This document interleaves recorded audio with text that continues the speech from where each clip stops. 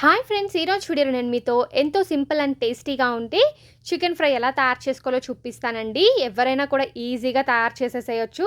Stove on చేసుకొని pan పెట్టుకోండి. అందులో 2 టేబుల్ స్పూన్ల నూనెను వేసుకోండి. చికెన్ కాబట్టి మనకి ఆయిల్ కొంచెం ఎక్కువే పడుతుంది. నూనె వేడెక్కిన తర్వాత ముందుగా ఇందులో కరివేపాకును వేసుకోండి. ఆయిల్‌లో కరివేపాకు వేగితే చాలా ఫ్లేవర్‌ఫుల్‌గా ఉంటుంది. అందుకే నేను ఇక్కడ ముందుగా కరివేపాకును వేసుకుంటున్నాను. కరివేపాకు వేగిన తర్వాత ఒక మీడియం సైజ్ ఉల్లిపాయని ముక్కలుగా కట్ చేసుకొని వేసుకోండి. అలాగే పచ్చిమిరపకాయ ముక్కలు కూడా వేసుకొని ఉల్లిపాయ ముక్కల్ని బాగా వేయించుకోవాలి. ఉల్లిపాయ ముక్కలు మనకి మరీ బ్రౌన్‌గా రావాల్సిన అవసరం లేదండి. ఉల్లిపాయ ముక్కలు కొద్దిగా వేగుతున్నప్పుడే ఒక టేబుల్ స్పూన్ అల్లం వెల్లుల్లి పేస్ట్‌ని వేసుకొని అల్లం వెల్లుల్లి పేస్ట్‌లో నుంచి వచ్చే పచ్చి వాసన మొత్తం పోయే వరకు ఫ్రై చేసుకోండి.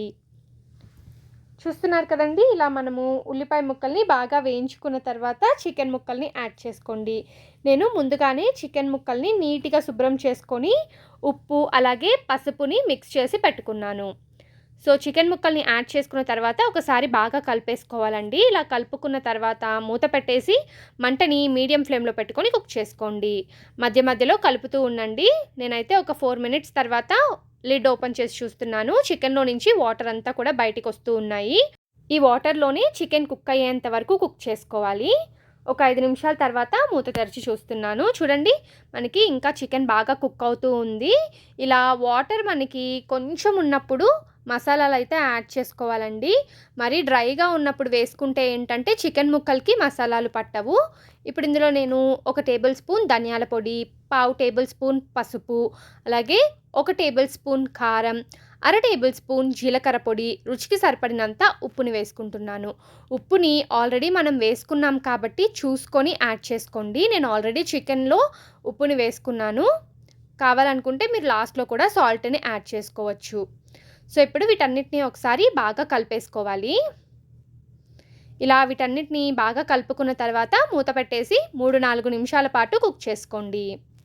3-4 నిమిషాల తర్వాత మూత తెరిచి చూద్దాం. చూడండి, చికెన్ అంతా కూడా బాగా కుక్ అయిపోయింది. ఇప్పుడు దీన్ని ఒకసారి బాగా మిక్స్ చేసుకోవాలి. ఇప్పుడు కావాలనుకుంటే మీరు ఇలాగే దించేసుకోవచ్చండి. సెమీ గ్రేవీగా ఉంటుంది. మనకి డ్రై రోస్ట్ కావాలి అనుకుంటే మరొక 4-5 నిమిషాల పాటు ఫ్రై చేసుకోండి. ఇప్పుడు ఇందులో నేను అర టేబుల్ స్పూన్ గరం మసాలాని యాడ్ చేసుకొని మిక్స్ చేసుకుంటున్నాను. ఫైనల్‌గా గరం మసాలాని యాడ్ చేసుకుంటే ఆ ఫ్లేవర్ చాలా బాగుంటుంది. ఇలా వీటన్నిటిని ఒకసారి బాగా మిక్స్ చేసుకొని లిడ్ ఏమీ పెట్టకుండా 2 నిమిషాల పాటు కుక్ చేసుకోండి. చూడండి, చికెన్ బాగా కుక్ అయిపోయింది. వాటర్ అంతా కూడా వెళ్ళిపోయాయి కదా. ఇప్పుడు ఫైనల్‌గా ఇందులో అర టేబుల్ స్పూన్ మిరియాల పొడి అలాగే కొత్తిమీర తరుగుని యాడ్ చేసుకొని ఒకసారి బాగా మిక్స్ చేసుకొని సర్వ్ చేసుకోండి. అంతే, ఎంతో రుచికరంగా ఉండే చికెన్ వేపుడు రెడీ. చాలా టేస్టీగా ఉంటుందండి. సింపుల్‌గా తయారు చేసుకోవచ్చు. ఈసారి మీరు చికెన్ ఫ్రైని ఇలా తయారు చేసి చూడండి.